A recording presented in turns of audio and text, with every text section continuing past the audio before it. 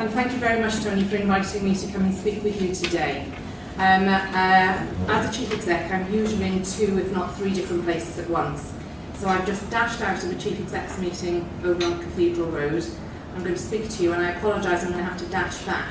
But the advantage is you'll catch me fresh, and you'll give me the opportunity to take any messages back into the room with my Chief Executive colleagues, even before you've had lunch today. So take that as an opportunity. I want to have a bit of a conversation with you as well. So colleagues, I think you've got some roving mics around the room. So when I open it up, then hopefully you'll help me out here and we can have a bit of a two-way conversation. The brief I've been given today is very much about how we share and learn within the NHS. And for those of you who work within the NHS, you will probably know that it's the one thing that we do really, really badly. We're rubbish at sharing anything, and we're particularly bad at sharing good practice. Why? I think sometimes, particularly with good practice, it becomes the way we do things in an organisation. So we don't necessarily think that anybody else can benefit from what we've done or what we've learned. And one of the challenges for us across the board is how we share and spread good practice. But why is it that, particularly when it comes to the work that you're all interested in, the Wales for Africa links, and the particular work of individuals and small groups of individuals in Africa, why is it that engaging the NHS on a systematic, whole-scale basis is so difficult? Well, let me give you some thoughts, and I'm sure other people in the room will have them. The first is that, generally speaking, we're very risk-averse. We're very risk-averse in the NHS, and what we tend to do is we tend to try and put too much structure around what it is that we're trying to achieve. And by putting huge amounts of governance and structure, we can stifle innovation. And what you will know from all of the examples of the great things that you and people that you know and others have achieved in Africa, it's often been through the innovative thoughts and actions of individuals or small groups of people. So how do we as an NHS put the governance and the structures around it that satisfy the requirements that we have on us as legal bodies and as health organisations, but at the same time not stifle the innovation and the ability for people to just go and do things, because that's not the way that we do business within the NHS. GPs, and there are a number of them in the room, I can spot one in my line of sight here, you're much better at it than we are. You're much better at being much more effective at making decisions, cracking on with it, and putting just enough governance around it that keeps it safe, but not so much that you stifle what it is that we're trying to do. And part of what we've tried to do in Cwmtâr is to learn from the likes of Kath and Jeff, who's going to speak to you later, about how they're managing to get around some of the things that become barriers if we're not careful to what it is that we need to do. So what are those sorts of things that we have been looking at, and how do we achieve that? Well, the first thing, if we take our staff, for example, when we were having some conversations about how we could enable more of our staff to get involved in the work that PONT do, the immediate issue for us was, well, if we're giving people paid time off work to go, who is holding the vicarious liability for their actions when they're working out in Africa? Because if they're doing it in their own time, if they're doing it in their annual leave or they're taking unpaid leave, well, they're doing it as individuals, they're not doing it as employees of the NHS.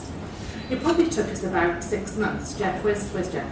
The table. It probably took us about 6 months to get our head around how we could give people paid time off without the Welsh risk pool and everybody else then trying to figure out, well, if something goes wrong, either for them individually, if they have an accident, or if they contract an infection or become unwell when they're out there, or if something happens and they are individually sued, as a health board, what is our responsibility? Because that was stopping us from actually doing it.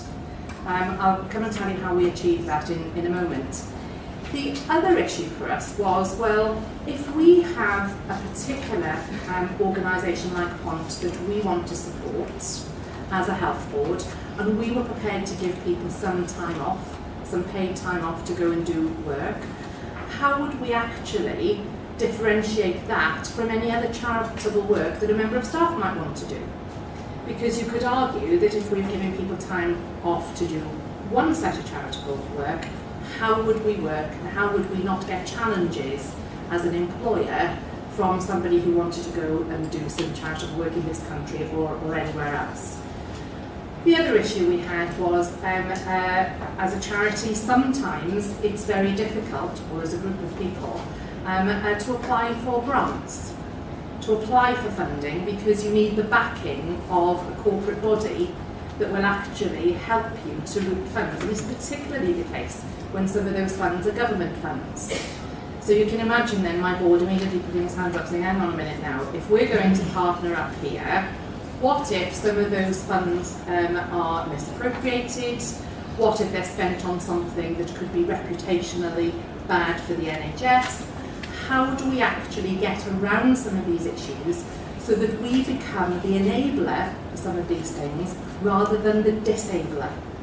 Because the problem with corporate bodies is that we often become the people who disable and switch off that innovative approach, because we put so much process, it just takes too long and becomes too difficult. So some of the things that we did, well, actually it's not very difficult, because you can, as an organisation, adopt a particular charity. You can, as an organisation, where you've got a particular link or charitable organisation, formally have a memorandum of understanding where they become a nominated charity of the health board. And by doing so, you immediately get around the issue about the differential application of paid time off for staff. Because actually you put it and you negotiate it into your rules with your trade unions that people can have some paid time off to support health board nominated charities. So once you've done that, you've actually got your governance and your arrangements around it. You can also develop a memorandum of understanding with the organisation that you're working with that is legally binding around the liabilities around money and the liabilities around the vicarious liability of your staff when they're working under their umbrella. And we work through with PONT how we would do that. We have a memorandum of understanding that is adopted by our board, that is supported by the PONT charity, which actually covers that. So the vicarious liability, and these things don't cost an awful lot in terms of having a separate insurance policy, but the vicarious liability for our staff then doesn't rest with the NHS. And what that enabled us to do was to negotiate a policy with our trade unions and professional bodies where we would give matched time for people wanting to go and support the Wales for Africa endeavour. So we said it wouldn't all be in health board time, but if somebody was prepared to give up 7 or 10 days of their annual leave or take unpaid leave to go and support the work, we would match that up to a maximum of 10 days. And what that did is that unlocked the ability for some of our staff who otherwise would have to be using up, pretty much 50% of their annual leave to be able to go and support this work. And that's a huge commitment for somebody to undertake. The other thing that we did working with the charity was look at the principle about how we support financially staff to go and work out in Africa. And the one thing that really became a very big difficulty for us was the cash. could we use NHS revenue money or our own charitable monies to actually pay for people to go? And we haven't found a solution for that, because our charitable monies that are given to us are generally very strictly hypothecated for a particular purpose. And that's usually to benefit the patients of Clontarf Health Board. And therefore, it's very difficult for us to filter any of that money to go and support the Wales for Africa endeavours. Arguably, if there are charitable monies donated for the benefit of the training and development of staff, you can flexibly look at that, provided that the development requirements that are then met are brought back into the NHS. And that's not difficult necessarily to do. But what we found was that the very committed people, and it's a really positive feature, I think, of the work that Pont do, generally fund themselves, don't they, to their own travel to go. So this is not a jolly and a freebie. People are making a very significant commitment. But what we did find is that for the lower paid staff, that is incredibly difficult. For people who are higher earnings, that is a much easier thing, a much easier commitment to make. So there's also ways that we can look at that. So for example, the Pennies from Heaven scheme. Have you come across the Pennies from Heaven scheme? It's something that employers can do. If your salary is £100 and 23p in a week, in a month, then they would take the 23p and put that into the Pennies from Heaven. So the maximum you can ever contribute any month is 99 pence. By doing that, you can create a pot of money that then actually can be used, because it can be hypothecated for a purpose, that can be used to support the lower paid staff, perhaps to go and support the work. If you can imagine all, not just the NHS, if you could imagine all big employers, even in Cardiff, let alone in Wales, putting that Pennies for Heaven scheme in place to support low paid workers in the NHS going out to Wales for Africa, that would be an awful lot of money every year that we could put at very, very little pain to individuals into a system that would enable us to better support lower paid staff to go and support this work. And let's be frank, some of these people are as significant in terms of the contribution that they can make, and sometimes more significant even in the contribution that they can make than some of the highly skilled clinical people. For example, domestic supervisors going out and really showing people how to clean in hospital environments probably can have as big an impact as a consultant who's going out and teaching people particular techniques. I think the other big issue for us is how we support the reciprocal arrangements to train. Because it's all well and good supporting our staff to go out, but how do we use the resources that are at our disposal 24/7 to open our doors to say to people in Africa, we'll support you to come and we will provide you with training so that you can take that back into your own environment. And again, we have worked through with Pont a memorandum of understanding that also covers the governance for people from Africa coming over and learning in our clinical environments, so that we've got the ability to enable them. We can't treat patients, but enable them to have that training and us have that vicarious liability covered. So this is, from my perspective, some of the learning that we have to share, because this is about turning the governance requirements that are absolutely imperative for us as NHS organisations to fulfil into enablers for the work that the amazing people that go out to Africa every year to support the development agenda out there, to make sure that that becomes something that we can help rather than hinder. But we're no good at it.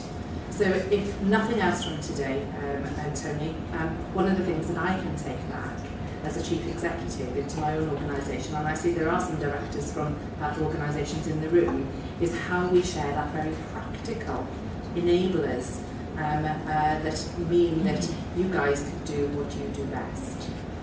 I'm going to pause there, and if there are any things that anybody wants to ask me, I'm very happy to do so.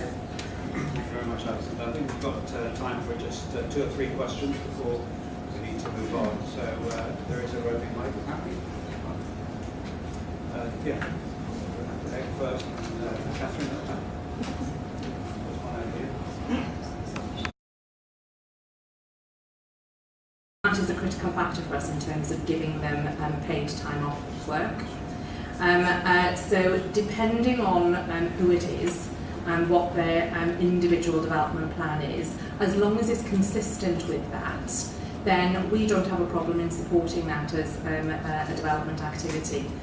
What is really critical though is that because people have to time match with their own annual leave or unpaid leave, what you find is that it becomes very easy to do. If you were just making that available to people as a development opportunity, quite frankly, I would be concerned that people's motives for doing it may not be the right ones. Okay, thank you. Catherine at the back.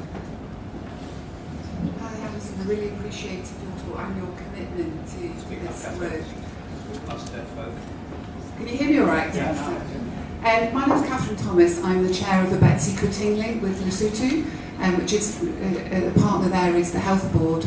Just about sharing practice, I think you make a really good point, but we've got the Charter for International Health Partnerships, which all the health boards are signed up to, and there is a Charter implementation group. So in Betsy, only in the last year, less than a year, we've set up an international health forum there are several links operating across North Wales. And that International Health Forum is really interested in the Charter implementation groups. I wonder what your feelings were about using that mechanism to share exactly what you're talking about, your experiences. Has that worked for you as a health board in that forum? I think it is an opportunity we probably don't exploit fully enough. I think there are also some national mechanisms. For example, we've negotiated things with our trade unions locally. Why can't we do that nationally? Why can't we use the forum to actually connect with some of our national infrastructure to do that once for Wales?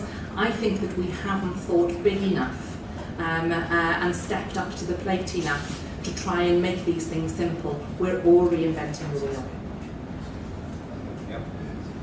In fact, NHS Confederation Wales has been, I think, speaking to chairman and chief execs about whether there can't be a national approach to this involving NHS Wales. And Angela, final one on the break. Hi, Angela. Policy, and now the special leave policy contained a clause which meant that all employers in the NHS in Wales had to release staff to go to Sub-Saharan Africa. I think it was Rodri Morgan's initiative, on paid leave, provided they gave them enough notice. So I'm wondering how because that's all Wales. Every employer in Wales, the NHS, is obliged to do that.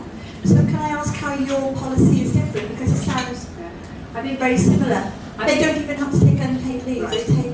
I think in reality they're not obliged, because obviously the issue here is that it has to fit with the needs of the service. So indeed, but in practice, the organisations always have the priorities of the NHS and the local services at heart.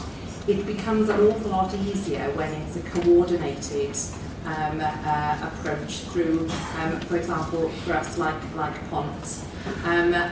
But what we've done with our local policies, which go a little bit further than the national sort of policy statements, is actually give some granularity to managers on the ground, because it's often not the chief execs that you have a problem with, it's line managers and middle managers on the ground, and getting through that can be very, very difficult for staff. And then by having some local policies and procedures, that enables people to implement the policies at a national level much more consistently and fairly. Okay, we better move on, and thank you very much, Alison. Thank Back you. to your meeting. Thank you very much.